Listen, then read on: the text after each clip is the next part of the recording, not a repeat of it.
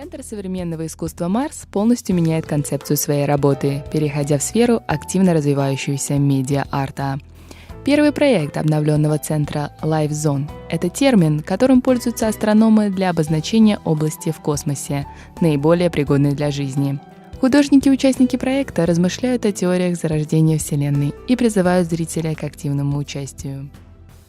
Благодаря ложной перспективе инсталляция будет создавать альтернативный объем здания, внутри которого зрители смогут увидеть серию связанных друг с другом пространств, сцен, символически связанных с историями параллельного царства.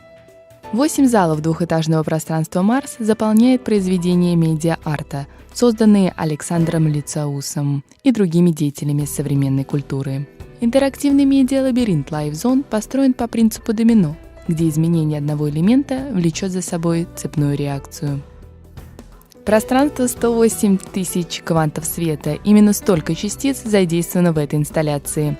Оказавшись в этой комнате, зритель становится частью системы, в которой абсолютно все взаимосвязано.